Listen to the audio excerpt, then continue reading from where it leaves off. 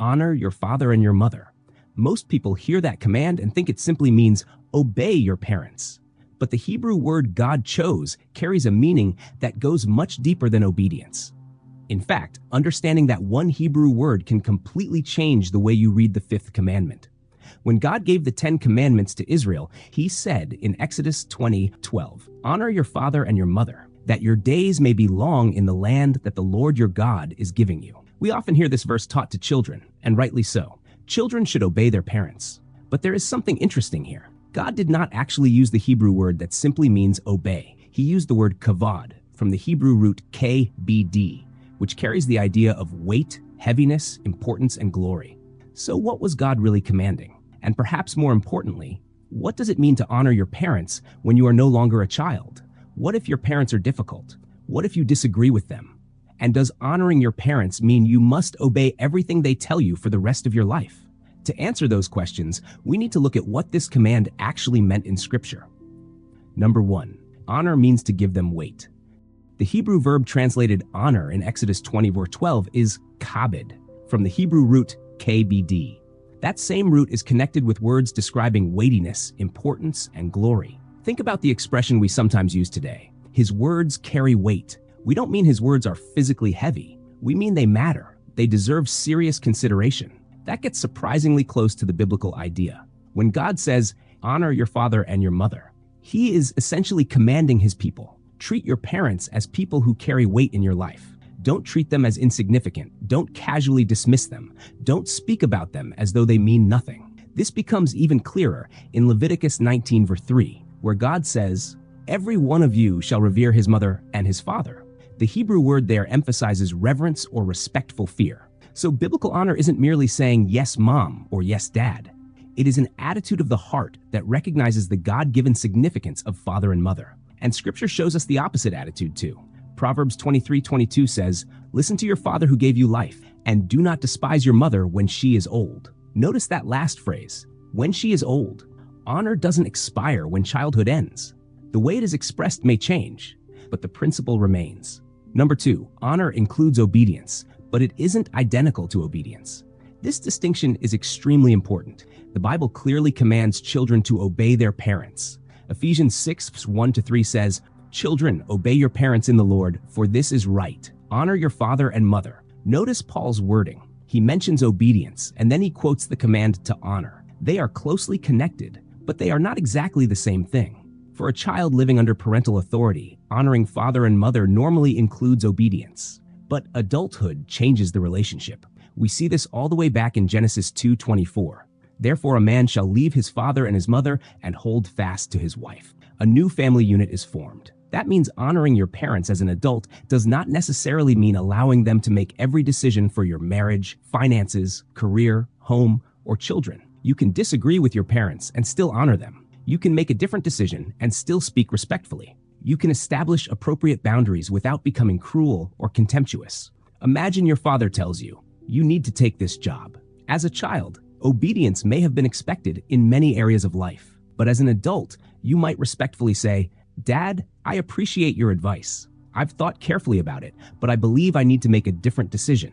That's disagreement. But it isn't necessarily dishonor. Dishonor would be treating him as worthless because you don't agree with him. That distinction matters. If this is helping you see the fifth commandment differently, like this video and subscribe to BibleFix for more clear, Bible-based teaching. And tell me in the comments, what do you think is harder, honoring your parents as a child or honoring them as an adult? I'd love to hear your thoughts. And share this video with someone who may need a biblical understanding of what honoring parents actually means. Number 3, honor is revealed by how you speak. There is another side of this command that Scripture takes very seriously.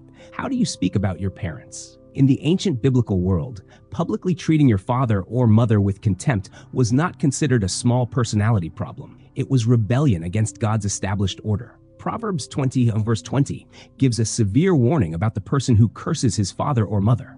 And Proverbs 30:17 uses vivid imagery to warn against mocking a father or despising obedience to a mother. Why such strong language? Because contempt is the opposite of honor. If honor gives someone appropriate weight, contempt treats that person as though they are beneath consideration. Jesus confronted something similar in Mark 7:9-13.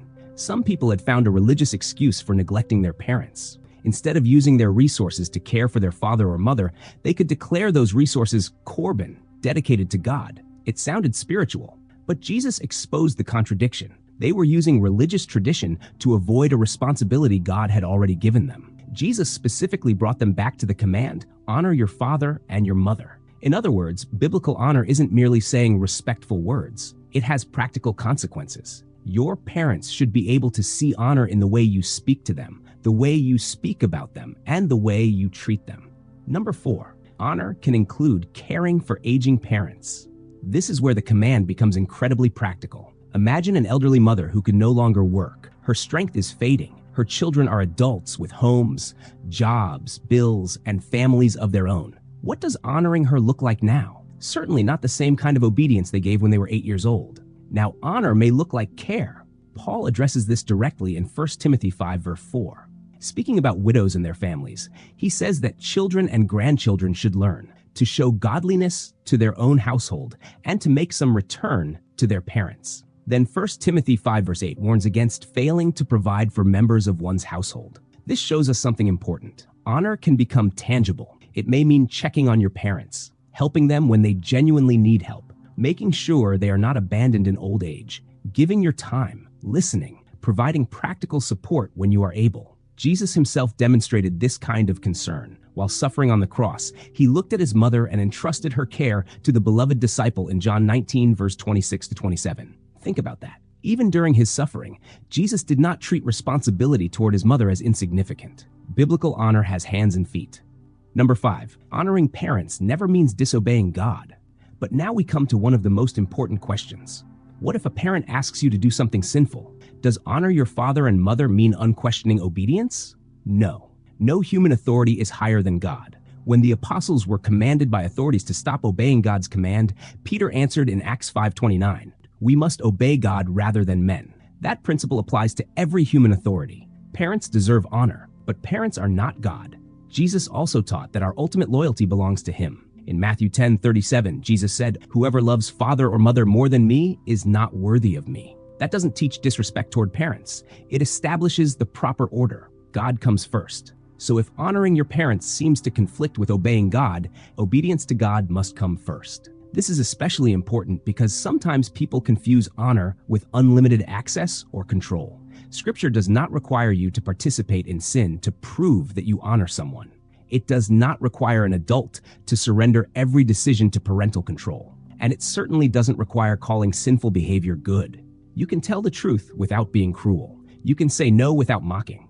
You can establish necessary boundaries without hatred. You can refuse a sinful command while still recognizing the position of father or mother. That may sometimes be difficult, but biblical honor isn't pretending everything is fine. It is refusing to respond to wrong with contempt. So what does honor your father and your mother actually mean? The Hebrew idea behind the command gives us a powerful picture. Give them weight. Treat your father and mother as significant rather than disposable. For children, that normally includes obedience. As Ephesians 6, verse 1 teaches, as we grow older, the expression of honor changes. It can mean listening to their wisdom, speaking respectfully, refusing contempt, showing gratitude, caring for them when they grow old. And even when disagreement or boundaries become necessary, we can still refuse to treat our parents as worthless. But there is one boundary that never changes. We honor our parents under the greater authority of God. Your parents have an important place in your life, but only God has the highest place. And perhaps that's why the Hebrew picture is so powerful. To honor someone is to recognize their proper weight, not less than God intended, and not more.